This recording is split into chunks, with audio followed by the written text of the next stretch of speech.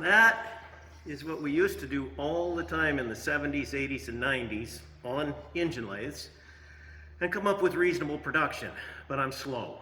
I was only running 180 RPM. In the old days, I would have been 300 to 400 RPM doing the same thing. I've had practice today. I did this twice on other ones, and I knew which numbers I was going to for the finish. Also, I probably would have put oil on it, cutting oil a little bit, except for it's real soft steel. Going slower, sometimes you get a better finish without the cutting oil, and because this is extremely soft stuff. And I just thought we'd take a video of what was done there. And the easy ones, of course, is like a 12 pitch. This one is 7 threads per inch. This is a 1 1/4 7, so I still had to watch my dial to kick it in at the right place, kick it out. The hard part is always getting it so you're kicking out right at the end. And this one here, there was a little edge that I was not wanting to go past right there, and then have a single lead on the thread. And that little burr, I will wire wheel it, and that burr will come off. And it should come out the right size. We can check it. I'm being honest about this. I've been miking the others. I ran one undersize. Made 4 of them. Customer ordered 3. So this one here is correct size, which is good, because I didn't want to have to make another blank. The other side will get a buttress thread. And I don't know if we'll show doing that or not. Not that buttress threads are not interesting. I guess we probably should show it. What do you think, Bert? Should probably show the rest of the part. We're doing this as a long. Yes. So that means tomorrow, because I'm not set up for it now. I got to do some more stuff, and yeah. Kind of I don't like the part. I don't like the part, and there's certain things about machining that I realize I don't like anymore. I don't like just making parts. I never did right from the start. That was something I learned because I enjoyed designing and building new, neat things. And when you get out of practice and you're like, darn, I used to do this fast, I used to do this good. I still could do it adequate, but it's aggravating to me because I can't do it the way I used to. I still enjoy showing other people how to do it, and I don't expect other people to ever get to the point where you're doing something like this at 300 or 400 RPM. There's no reason to in today's society. There's other ways to do it. We did that because it made economic sense. The machines paid for that. You have to make more money some other ways in the shop today than being the fastest at single point threading. It's just not a skill you need anymore. There's a lot of other little hand-eye skills that we used to do, swapping out tools and changing stuff. You get some of that on a turret lathe yet, but it's a different world. It is. I wish there were more videos of stuff the way that we used to do it, but we were just busy doing it, and there wasn't any way to take videos of it. And I can't do it like I used to. I had one where I was up to about 2/3 of the speed I used to do on a part before Bert started here, and I was like, oh, I need to set up a camera. We need to, had all the tools laid out, fancy little piston thing. The next 1,000 of them that I made, which is part of why I bought the CNC IMCO that's down there. The next 1,000 of them, I made a couple hundred on here, one single point threading and doing all that. And the next 1,000 of them I did on the CNC.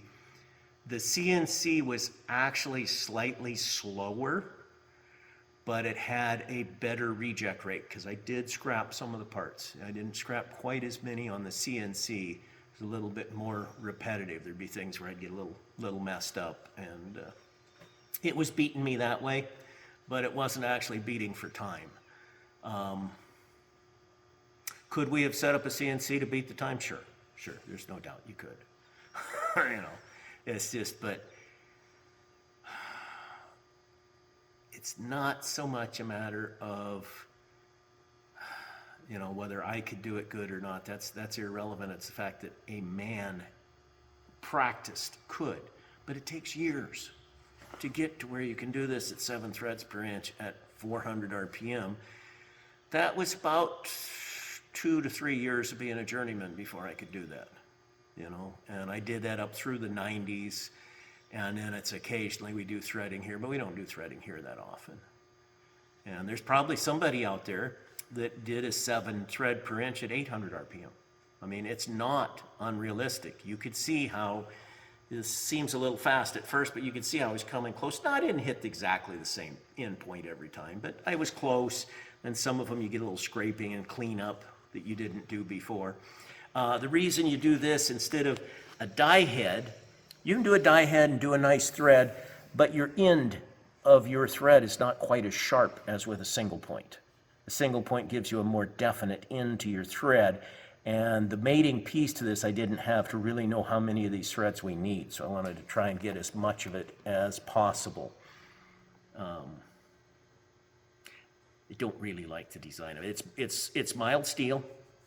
It's 1018. The original part was 1018. I thought about making it out of 4140, but while it would have made a better part, it might do degradation to the piece that it goes into. He's been using the piece that this goes into. These get torn up for him, and he's been using it for 30 to 40 years. So I just didn't want to risk making this piece nicer because it might tear up the other piece where the soft ones have been saving it.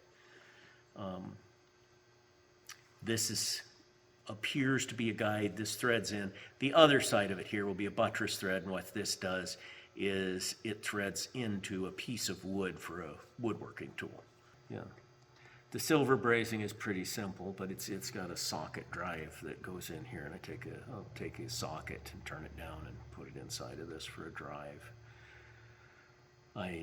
The reason for that is that if there's a problem ever with being able to get this out, you want to have enough hex drive that it's not going to, so I got an extra deep well hex that will go in there, so it has lots of hex surface and of a better material than what the basic stock is. And they do put anti-seize on here when they use it too, so. Yeah, we'll see how far I get tonight anyway. Our tool bit, we're going to be putting a buttress thread on this. I wish I had a sample, but the customer had only one of these. He wants 3. And the one that he had to take it back because he wanted to keep using his one that wasn't working as well for him. Which I also don't understand because he wanted me to make it exactly like the one that's not working well. So my head goes, wait a minute. Okay. We're not actually doing that. We're almost doing that. I made the drawing of exactly the one he's got that's not working well for him. And then instead, I made this part here where the buttress is, which was seeming to be a little loose for him. I made it the actual full fractional size, which is one of those cool things you can do when the inch world is you can make it an exact fractional size as opposed to wondering if it's close because, yeah, it was a little under 1.25 inches. I made it 1.25 inches on the outside is what we're doing now. So we will go with that. If he doesn't like it, I can turn it down the 15 thousandths undersize that the one he had was. I am sort of thinking the 15 thousandths undersize, and I thought about making it as he requested it first, and I won't charge him if we do need to make it 15, turn it down a little bit. But I think the 15 thousandths undersize was as the guys had beat up the buttress threads multiple times. I think they put it in the machine. This rotates in a machine and held a file next to it is my guess now, thinking about it more and more. I think over time it had been cleaned, which then gave the sample that I had. Anyway, I don't have a sample to show, but we're going to cut a buttress thread on this. The reason for the buttress thread, this is going to be in a piece of wood. And it is, I've got the drawing here. This is the thread form that we caught off of his other piece.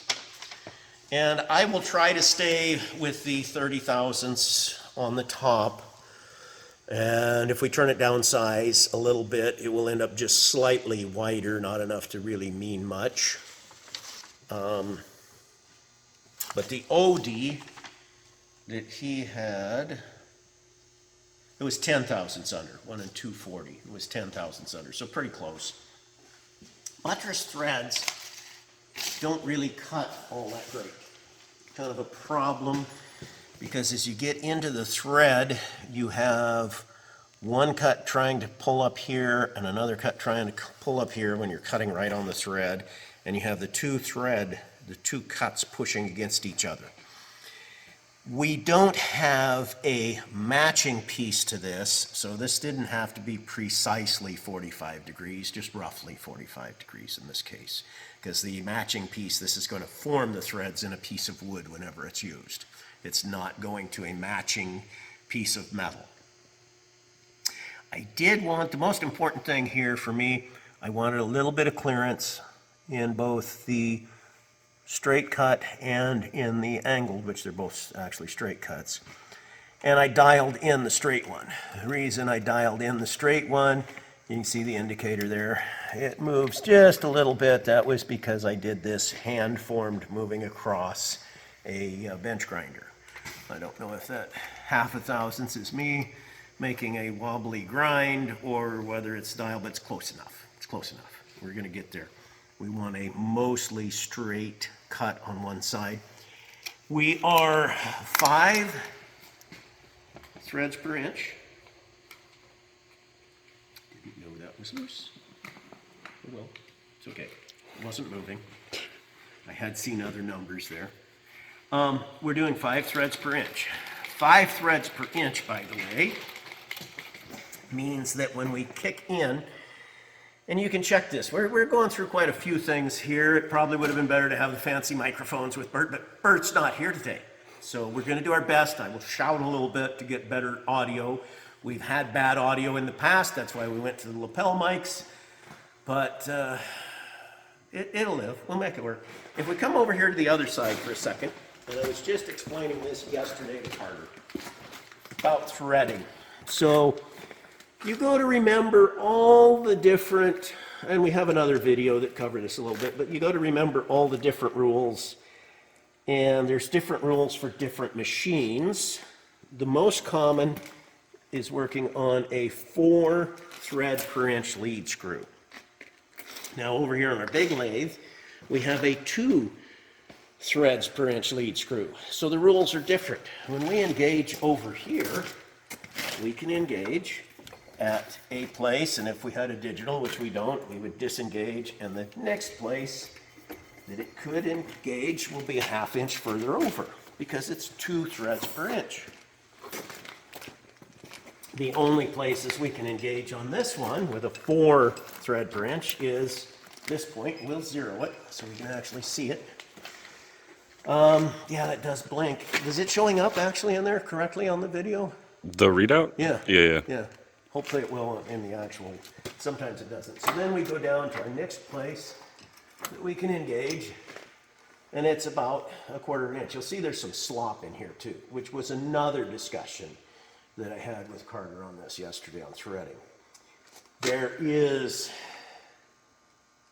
if you're doing something extremely accurate, it's good to hold a little bit of back pressure and go along one side of the lead screw.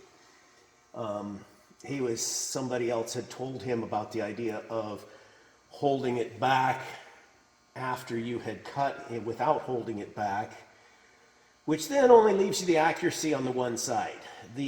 When they make the lead screw, they may grind some of them if it's a better lead screw, but they will grind down one side, then they'll grind down the other side. There's not a precision that is in the average in between the two sides.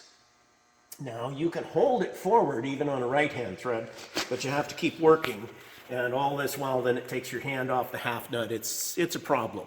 So normally what you'll do is just drag with one hand to hold it back. But if we're also at the same time doing a pull-out thread, as we did at the first of this video on the other side, then that really makes it difficult because you're holding this, you're doing that, and you're stopping between dials instead of being here and just kicking that out as you pull out, which this is a pull-out thread. And we're not going to worry about the extreme accuracy of holding it to one side or the other. Normally, for most threads, it doesn't vary that much. It really doesn't vary more than 1/1000ths or 2/1000ths if you just engage it, and the fact that there is some force needed to move the carriage keeps it to one side, just because the carriage itself needs a little force to move it. You could, if you needed to, you could cheat that a little bit. You can engage your lock. Most of your lathes, like this one, we don't use it very much, have a carriage lock. So you can put a little drag on that lock if you need a little bit more. And that will help many times. So that's some things there. Now, what I'm trying to do here is, as I always get my mind back on it, 5 threads per inch. So if we have 5 threads per inch, every one of our threads is 1/5 of an inch apart, which means that anywhere within an inch, if we engage that a 1/4 inch apart, we're not going to be on our thread. We're going to be on a knot thread, and it's going to be ugly. We don't want to be on a knot thread. Now, if we go to 2 inches, now we're at a point to where at 2 inches we have 10 divisions, and my mind is off. I'm thinking about half threads.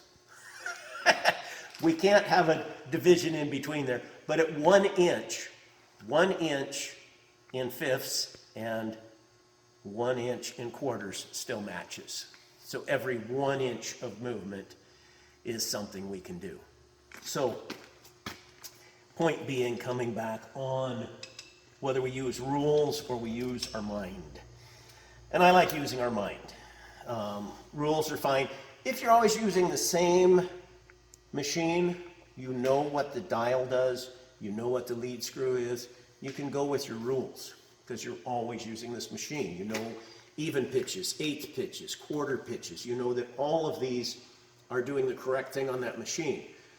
But when you don't use the same machine all the time, when you're not in that loop, it's first time you use a machine, it's best to go and see what does work.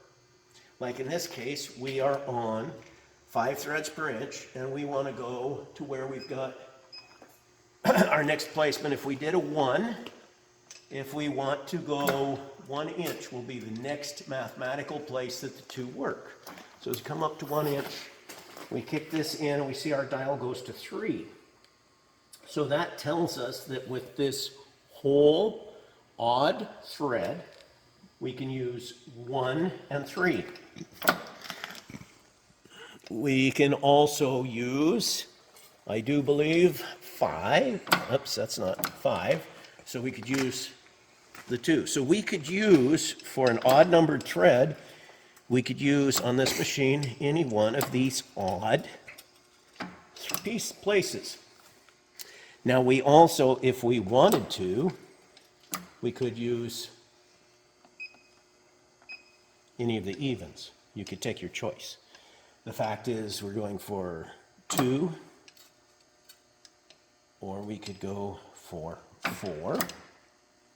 And that's normally what I do on an odd thread, is I normally go for the evens, because that was the rule I was taught years ago before I got into the idea of realizing that these, that it's a simple thing as far as the basic. We're using this to tell us where we're at in relation between a rotating spindle, which rotates the thread, and if we are engaged, as we are now, also rotates our readout, rotates our position. We're moving because we're engaged. If we disengage, our movement no longer moves, but our lead screw still does. And what we're doing with this, and this dial still does, what we're doing with the dial is trying to catch back up to the same synchronization we would have been had we not disengaged it, so that we always catch the same thread. But that synchronization, of course, has to work with our pitch. So when we are at an even pitch on this machine, a 2, 4, 6, 8, who do we appreciate? We appreciate good threads. When we're at one of those, we can engage on any of the numbers. And that's because an even will work that way. So we make it 0, we can engage on a 4, we can engage on a 5, because that's half an inch spacing. The half an inch spacing will allow us for any even thread, because an even thread has a matching point at the ends of the thread again, and in the middle of the thread, every half inch. If the thread is, in this case, with 4 threads per inch, if the thread is a multiple of 4, then we really don't even need to look at this, because a multiple of 4 every 1/4 inch works. All we got to do is come back and engage this.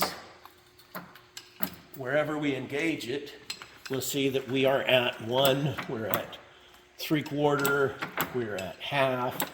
Anywhere it can engage is a multiple of 4. So if we are 4 threads per inch, 8 threads per inch, 12, the precious 12 threads per inch. Why is 12 threads per inch precious? Because it's a series of threads that are used on lots of equipment, even some of the metric stuff.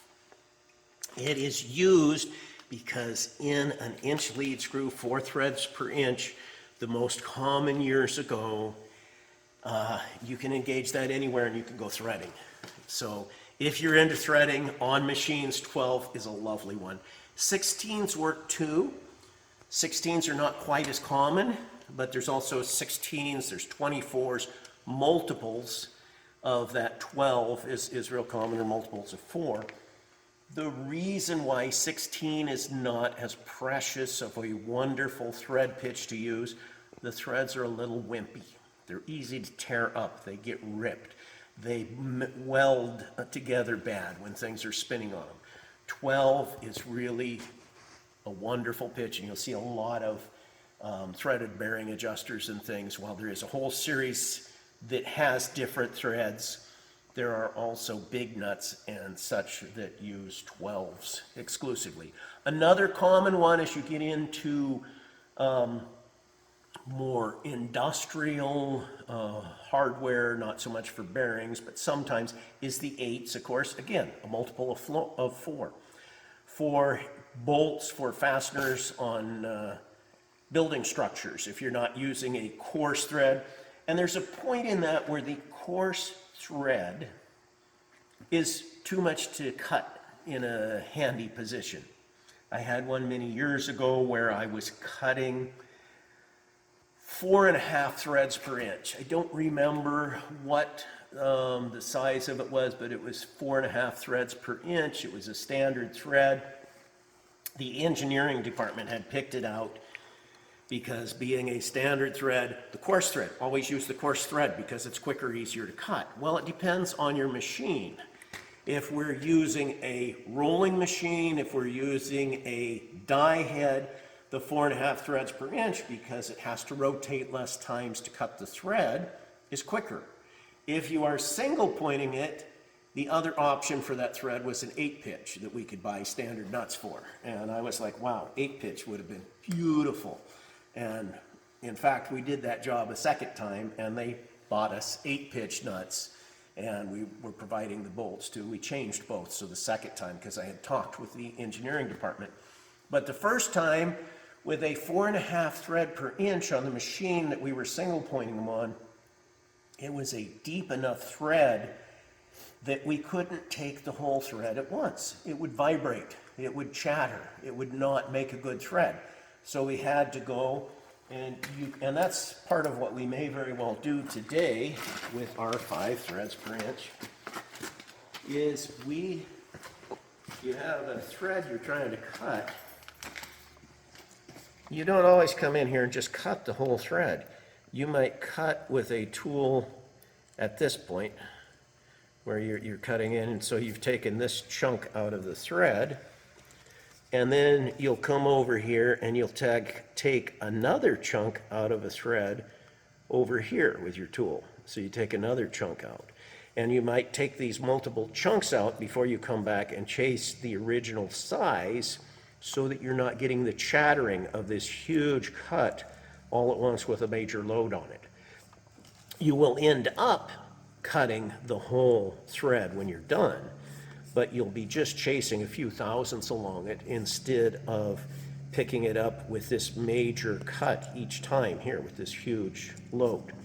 Now in the buttress thread, as I was saying, we're cutting today, we're coming in like this and we're going to be pretty deep. We can try just cutting straight in, although it may move my tool bit if I get too brave and it just is too much load on the one side. Basically, we're trying to cut straight in here is what we're going to do with our cut. We could, however, come in and move, and I've got the compound set where we can move. I've got it on 0 now. I did have it on 0 to start with. I haven't started threading yet. Bumped it. It's on 0. That way I can return if I want to a position. But I might come in here and decide to cut portions of it out a little bit, moving over, and then come back and work facing along the one edge. And what we're really concerned about on this is the little bit of a flat here and this part, where this area with a small flat that is going to be able to bind into some wood, and the wood will go down into here. It really, other than for looks, doesn't matter at the deeper part of this thread because we're a large drilled hole and this is self-threading into the wood just at the outside part, not all the way along it. So, some discussions on, we're still into, this is going to be a long video, I know, and that's why we're doing it in long format. I'm trying to get good audio also, and I am getting, started out more in my shorts mode, I think, in mind. So what time are we at?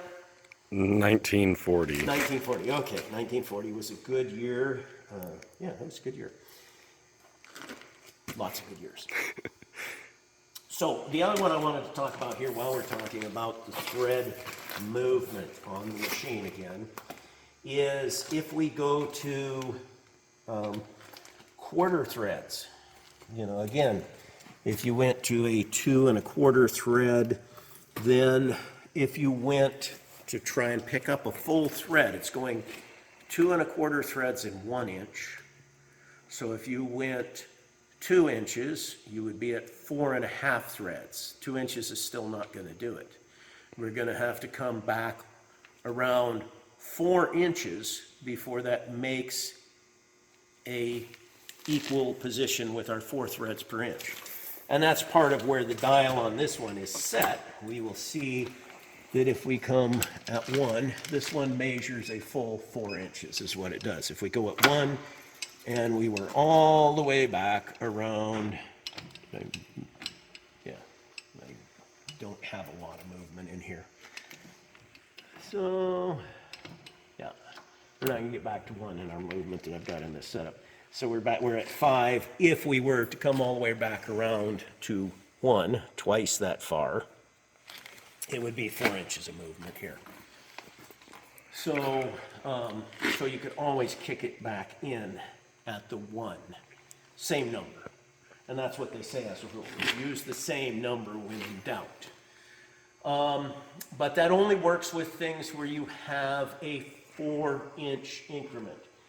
There are some bizarre threads that you can come up with where your increment is 8 inches out before it repeats, or you're doing a metric. And if you were 8 inches out, you can try and keep track of that and watch it go around twice, but you're probably going to go wacky in your mind. So what you do instead is the same thing you would do on metric, is we don't use that anymore.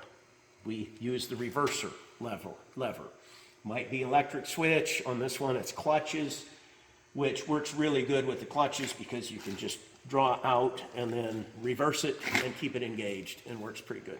Nonetheless, either evens or odds, whichever ones I choose, will work for the 5 threads per inch. And we're going to go ahead and start doing some cutting. So I am at 0. I am coming close to the part, and I put a little bit of a radius on the nose of my tool because that just makes it nice. With my setup, something else that I will mention here, and This will be my first cut in. I guess it really doesn't matter because I'm gonna, I need to zero my diameter for where I'm at. And I haven't cut buttress threads for a long time, but we're not gonna do this at 180 RPM. Although it's not much different than the other one, but part of it is I'm using high-speed steel.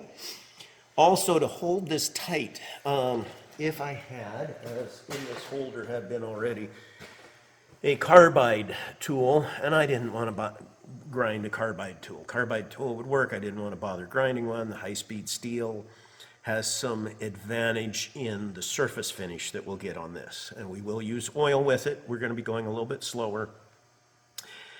Carbide, brazed on carbide tools, you have a mild steel shank. So your set screws set into it, make little dimples. It holds pretty good. The high-speed steel will want to try and move, so I put a shim, another high-speed steel behind it, so that if it wants to move, it has to move both of the screws to actually move out of position. Gives it a little bit more holding there. Another thing, sometimes you'll do, you can take these, and you don't have any more force, but you get a little bit more area across it. You put something soft on top of it that gets bit into a little bit by the high-speed steel and bites into by the screw. So you could put a piece of mild steel on top of it to help a little bit more. So, okay. And another thing here too is I want to check and make sure that I have, when I engage here, that I have the correct pitch.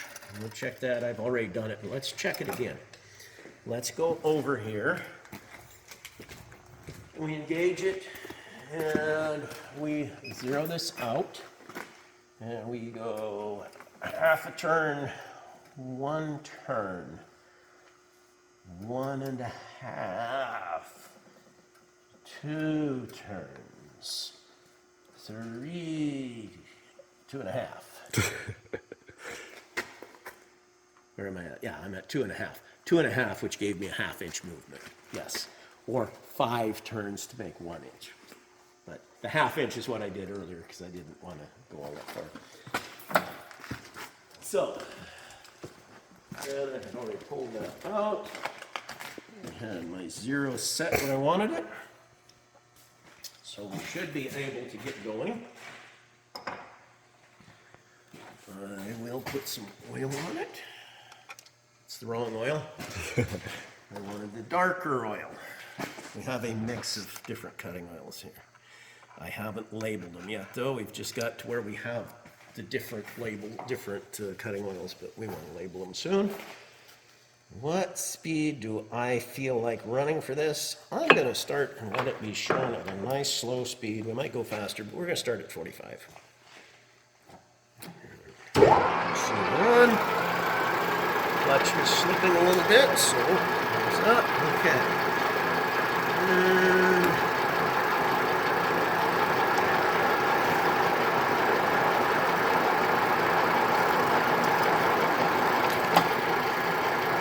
Pull out thread again. Okay, so we're come up here at 0 plus 5.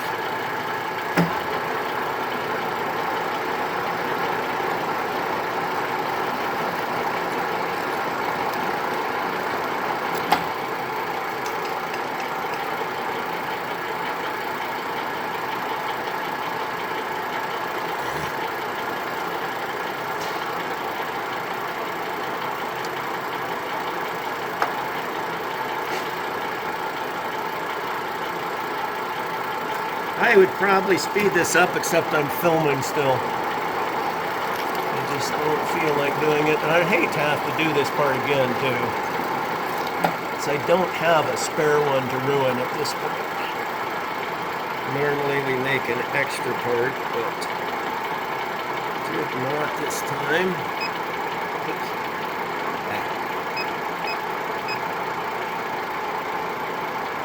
So I am going to reset our zero up there. digital each time.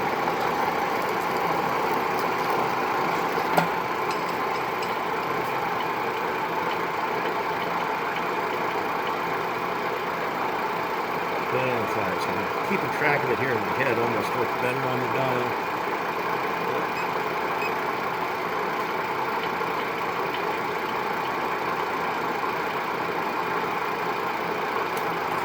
And then the other thing will disrupt us. Sometime here somebody will call.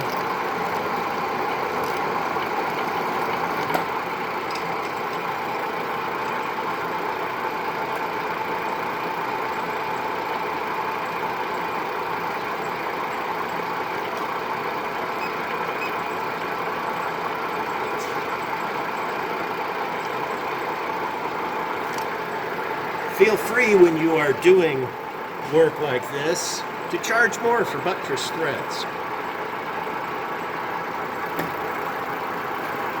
And why am I going so in depth on buttress threads when it's really, threading is threading. The only real difference is how many times you have to do it, and what the shape, the pitch of thread, absolutely everything. But the idea is that it's a repetitive situation on a given spacing. That is the same no matter what the thread is that you're making.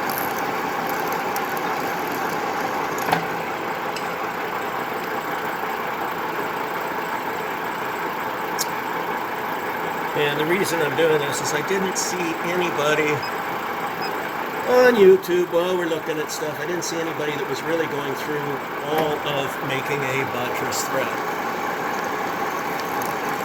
other than some that were really basic and kind of hooey. Now we're getting down to where we have a little bit of depth, and we could think about splitting our position. Let's just do that. If nothing else, even though we don't need to for this. Let's see, our cut that we're not concerned about the cut we're running right now. We're going to engage this again on a, and one of the things when you're picking up threads, okay, too distracted for a second, okay. If you're trying to pick up a thread you've already threaded on or pick up a new position, what I was taught, and a lot of people are taught, is you engage it, and let's just, the clutch is slipping there is what's going on. In lower gears, the clutches slip a little more hard to get neutral.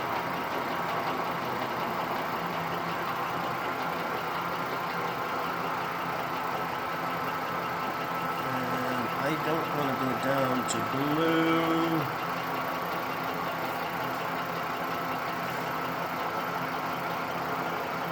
I don't have a slower speed for visual. Okay, so I'll just talk about it. The slower speed, in fact, I'll shut the machine off for a second. What's normally told for you to do is to put it in gear, and while it's moving, and you're trying to pick up a thread that already exists, you move your compound in and out. You do this while you're chasing along here, and you can see it start cutting if you are picking up. And of course you can move that. Let's just imagine we were moving and we're engaged on 2. Well, at 2 you can see that's where my thread already is. I'm at 2, come in and out. If it wasn't there, I can move the compound and I can put that where I want it, back, forward, wherever. I can move it to a new location. And that is normally what is suggested. And it started on a 0 over here, so that is where we are at. Right there is 0 on our readout. So that's what's suggested. I don't suggest that. I suggest you can do a moving pickup after you've generally got your thread, but there's no reason to fight it moving. It's the same relationship when we're sitting here with the machine off. So I've got it engaged on a 2, and I've decided that I want to come over here. We're going to keep this same side of the thread here when we're all done, but I want to chase in and take out some of this previous to this amount of material. So I want to pick a new location to thread for a little bit. And what I want to do is I am going to just take my cross slide and move it in some and decide, I think what I want to do is go down so that I'm just leaving this open. I want to kind of go down this section right there. So I'm on the other side of the thread I've already started. And that is at 0.12 on my compound roughly, and I'm going to just roll it to 0.12. And we will start making some threads going in there. And I'm going to re-zero my readout. Disengage that, come back here. And this is the way you can reduce your amount of load on the point of your tool. So now come in here to 0. And since this is first cut, we'll come in proud on it. Actually, I forgot that's diameters. I'm going to come in a full 30 thousandths on the first cut when we do that.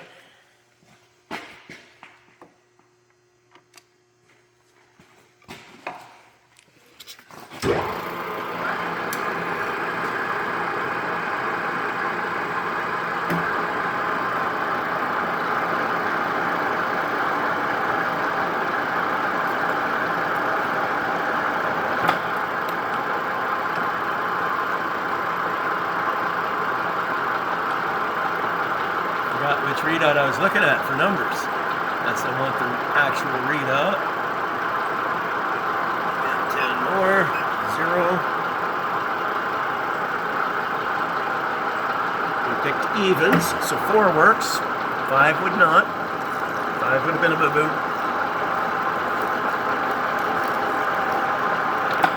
If you don't keep your mind about you, whose mind are you keeping? We're not doing the angle feed in, because again, this is a straight in what we're trying to cut.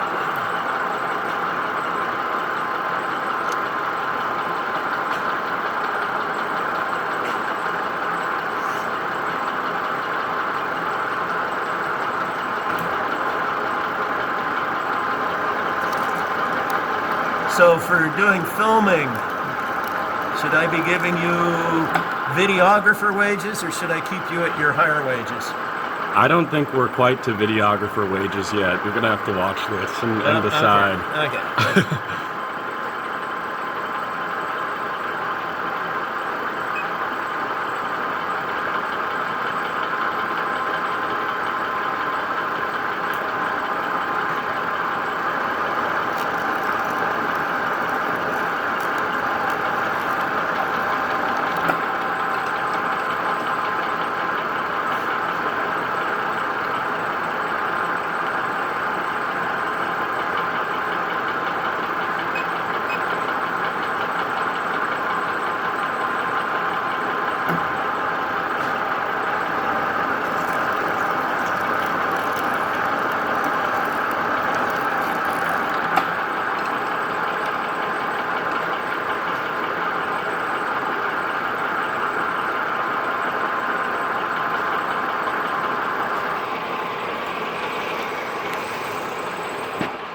Notice something too, as you get more rough grooves and things on your part, your oil stays on there better.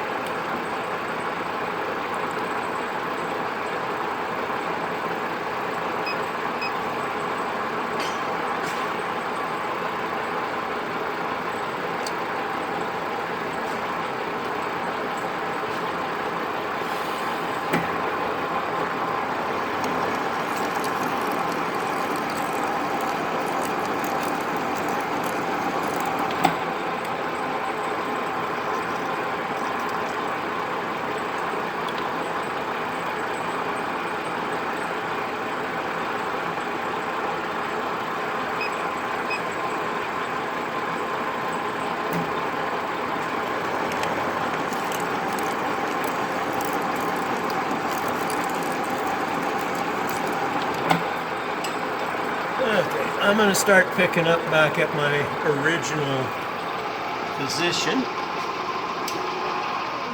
which means we want to be sure we are at our original position. There's 2. I'm going to shut the machine off. And then we will come back here. And this is at 0. Okay, so I'm at the same 0 on my compound. I don't know where I was. So this is where we will pick it up with it running to see where I was at that 0. I could have done multiple inputs on the readout. I could have done a lot of things, but I didn't. So, and I will probably disconnect, start over down here. What am I doing going in? I don't know where I'm at. Okay, we will start it. Okay.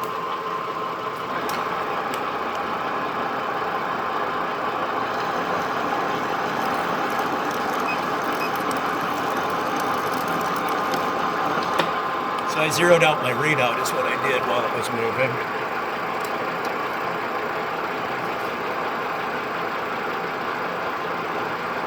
It's a lot harder doing some of this stuff while you are thinking, talking, instead of just thinking and doing.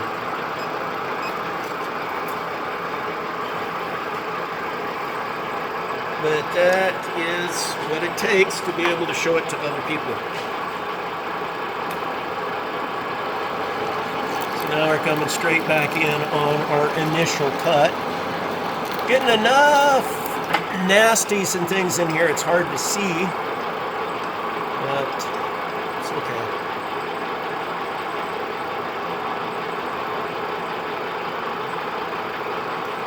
Is it showing the tool bit good while we're going? Yeah, it's looking pretty good. It's kind of challenging to see the cut. I don't want to get wrapped up in the video. No. I don't want to see wrapped up in the video. Wrapped up in the video and then wrapped up in the lathe. Yeah. I think that'd probably get us demonetized. Safety first, second, and always. So my parents always said. They were on the safety committee at the paper mill. Both of them were.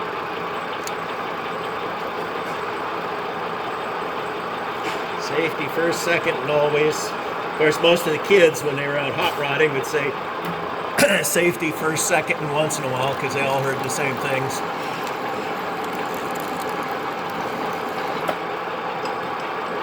And from the stories I heard of my dad in his motorcycle days, I think he was probably a little more risque in his younger days than he let me know until we started having coffee with the motorcycle group when I was a full-grown man.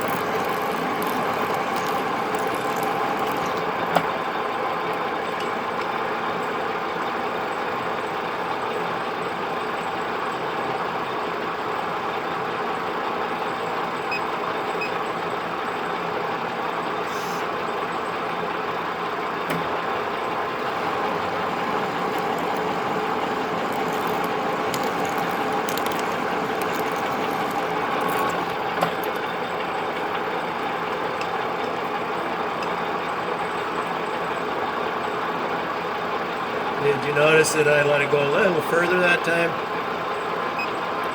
Oh, yeah, you can see it took a little bigger chip at the end. I was trying to make sure I got to the end of it to give it plenty of thread. You don't always hit them exactly the same. If you go way too far, then your bit moves around and you ruin things. And right there, the fact that it didn't hardly cut that time told me that my bit did move some.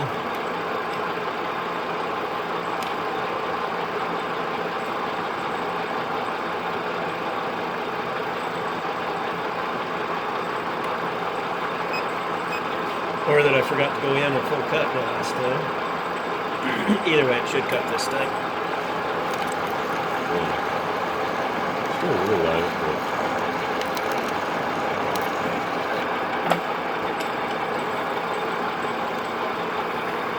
these would actually be better if these threads were slightly undercut instead of straight on the sides.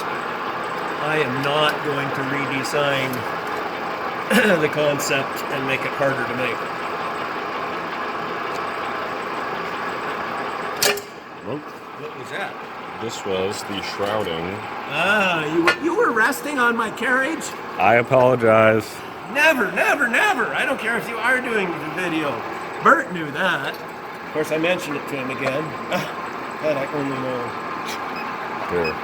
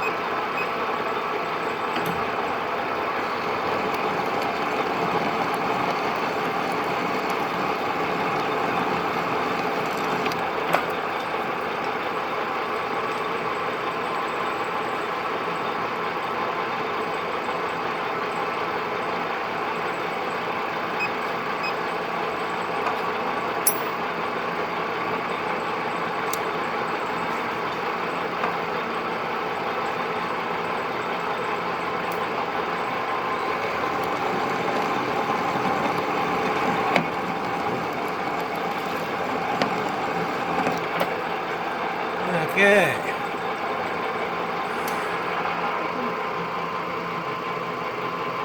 That was not real good, but I'm down near the bottom. I don't really want to reposition. So I'm going to back off just a little bit with my compound for let's see what that looks like. 4. Shut off the machine for nope. All right, go a little further. Not time to shut it off.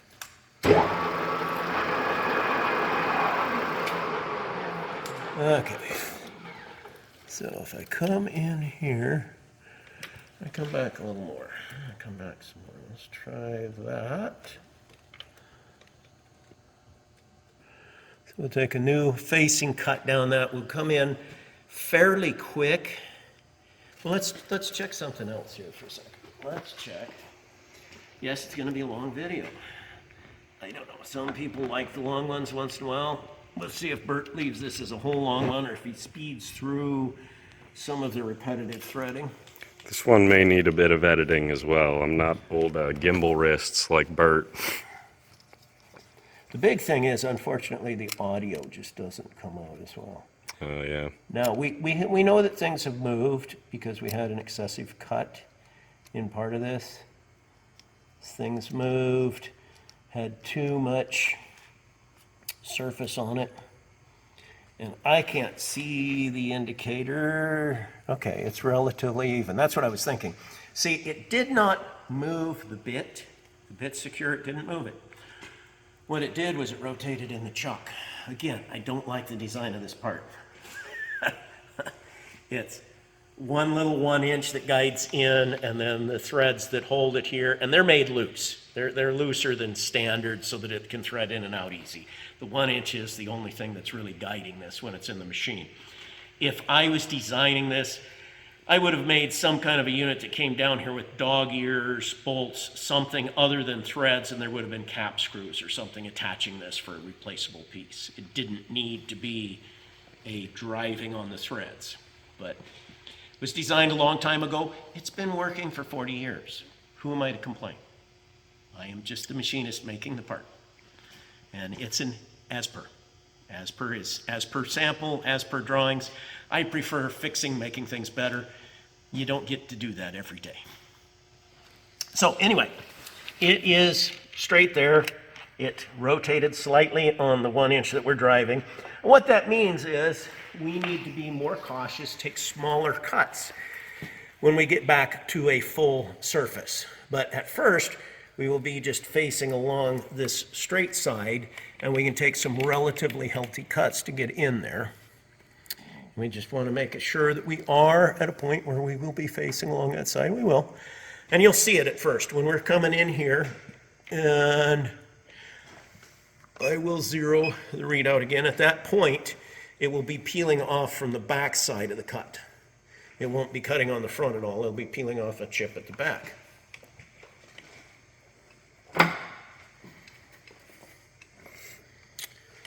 And so, since I'm cutting there and I was doing, I'm going to come in that much. Yeah, we'll do that much each time. And that will be zeroed. Watch out, I am going to turn on the machine, forewarning. I'm going to put some oil on it too. Okay. We're all good idea. I want to get a good close-up shot of the cut going in on the back face.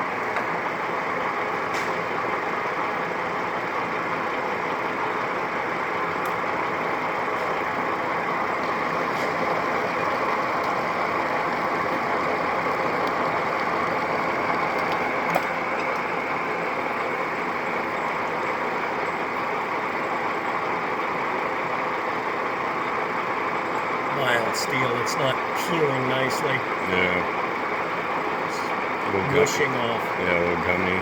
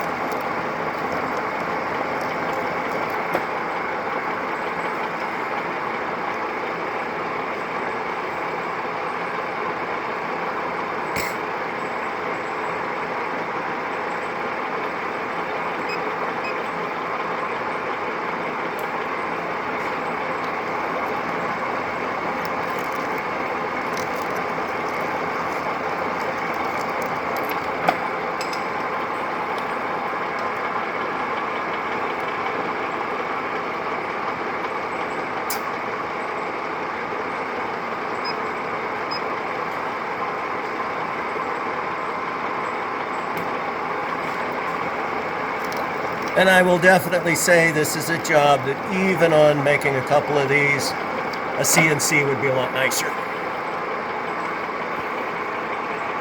And again, doing it many years ago though, this was common and would not have been as stressful, repetitive. It would have been what we did day to day.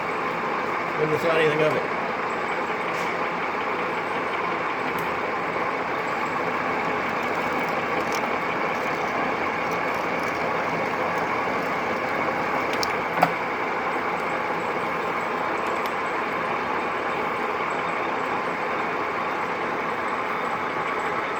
I think this will be my last brave cut. It will slow down the cuts a little after this again. Nah, we can go further. We still got a long ways to get to the other side.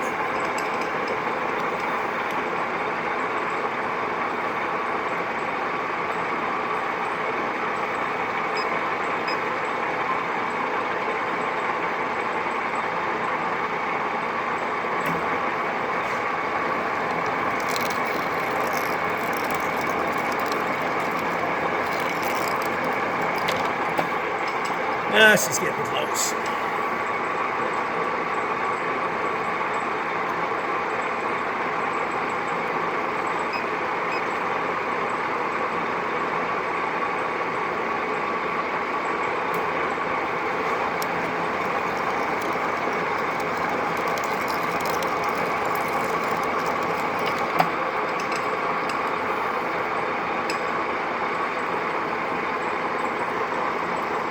Once it starts picking up on the other side, then we'll do half cuts compared to what we were before. Right now I'm equaling while I'm getting close to touching it.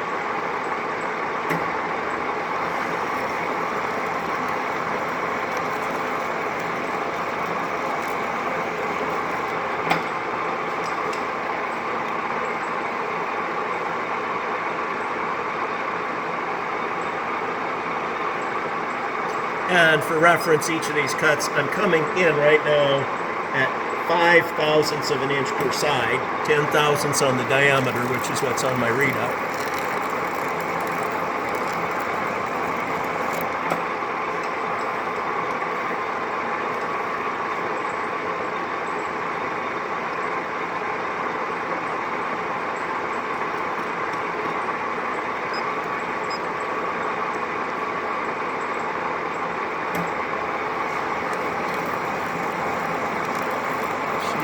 Moved a little bit. I can tell that because the center quit turning.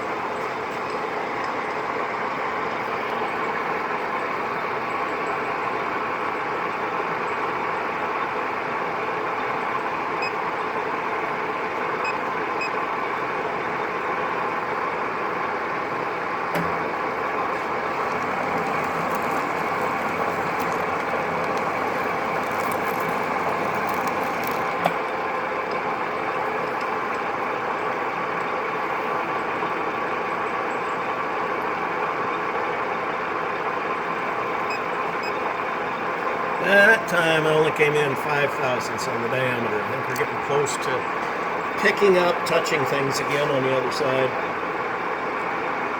I don't want to get in too big of a hurry. If you get in a hurry, you end up going backwards instead of making progress.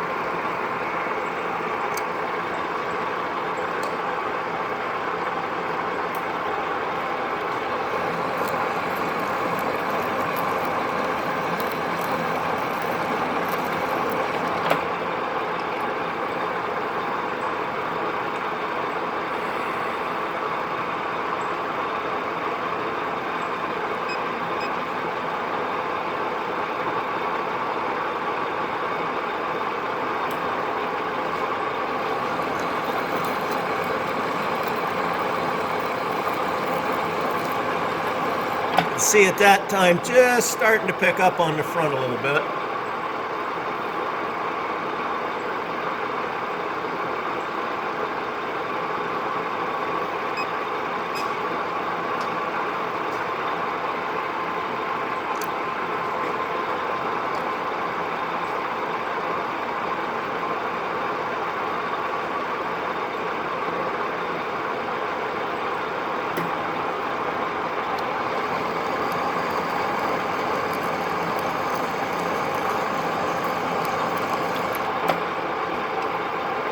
Not fully picking up on the front, but it's close.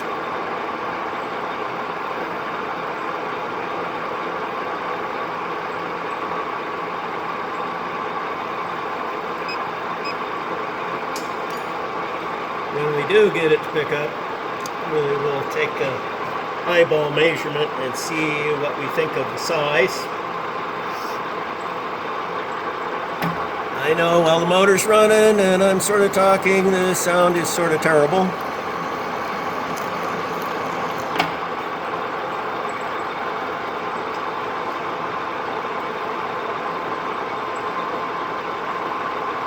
Could do it over narrate if we wanted later.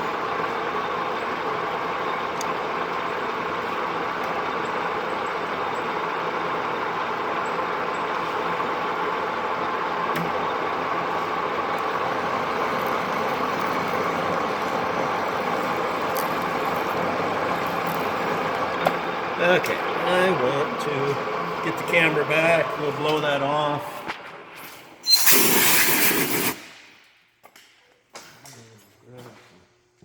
Calipers. Because what we're looking for is the size of the flat on the top.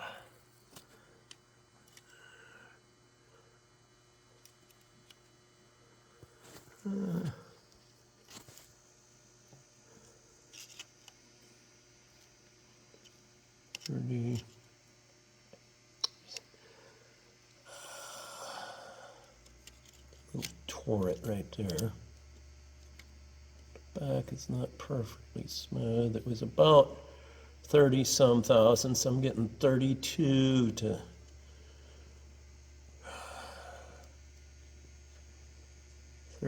35 across the surface now. I see the biggest thing though that I see.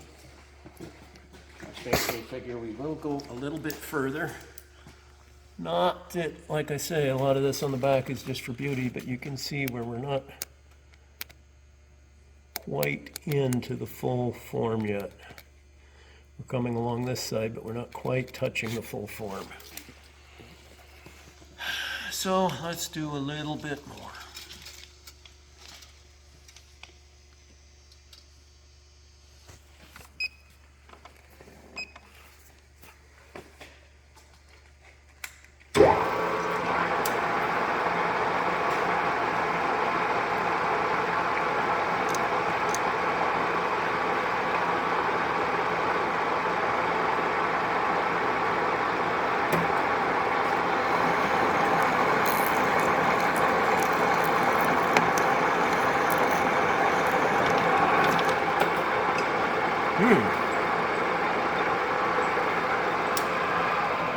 I missed it.